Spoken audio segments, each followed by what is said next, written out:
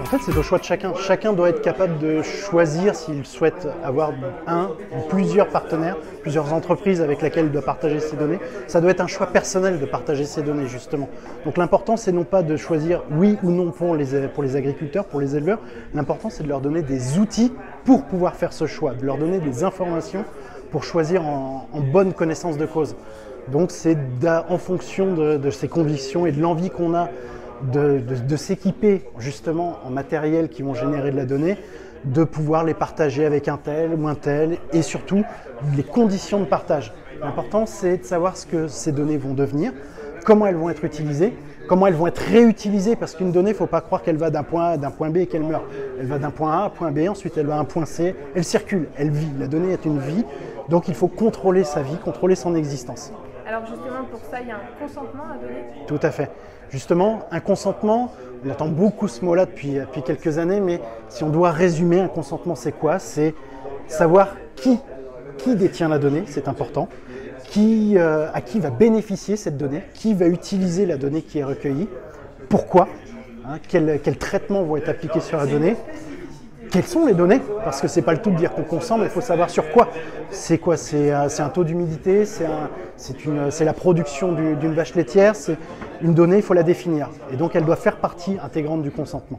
Et puis bien sûr la durée d'exploitation de cette donnée, la date de début, une date de fin. Alors une fois que la donnée a été valorisée par l'entreprise, elle appartient à qui cette donnée? Alors ça c'est un grand débat. On imagine déjà que la donnée, elle appartient avant tout, la donnée brute, elle appartient à celui qui l'a créée. Dans notre cas, ce sera bien souvent l'exploitation agricole. Ensuite, le principe d'une donnée valorisée, c'est d'y apporter la connaissance, l'expérience d'une entreprise pour augmenter sa valeur. Quelque chose que j'aime bien dire, c'est que valoriser une donnée, c'est lui donner une valeur supérieure à la somme des données brutes qui ont contribué à la créer. Mais ensuite, il va y avoir tout un débat sur quelle est la valeur précise de cette donnée. Est-ce que cette valeur est librement et équitablement répartie sur les valeurs unitaires? Est-ce qu'il y en a une qui va avoir plus de valeur que l'autre? Non. Une donnée, ça a la valeur que son créateur va décider de lui attribuer. On peut dire qu'une valeur, ça vaut cher, mais non. Ça vaut la valeur que quelqu'un est prêt à mettre le prix. Mais ce qu'il faut savoir, c'est que pour y mettre le prix, il faut qu'elle ait une traçabilité. Donc, il faut qu'on sache d'où elle vient et comment elle va être utilisée. Et si l'éleveur ne veut plus qu'une entreprise utilise et recueille ces données, comment ça se passe? Eh ben, c'est cadré par la loi. Un consentement doit pouvoir être évoqué à tout moment.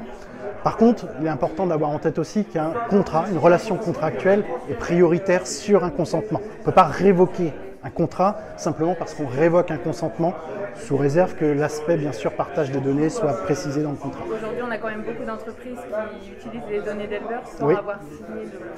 Alors, c'est beaucoup moins le cas maintenant. Le contrat, depuis l'avènement du RGPD, qui lui concernait plus la donnée personnelle, on a quand même une très grande prise de conscience des entreprises qu'il est important justement de mentionner, d'expliciter l'usage de ces données, d'expliciter le recueil, de le marquer noir sur blanc, qui est la récupération de ces données. Donc maintenant, les contrats, dans leur plus grande majorité, incluent cette notion de recueil de données.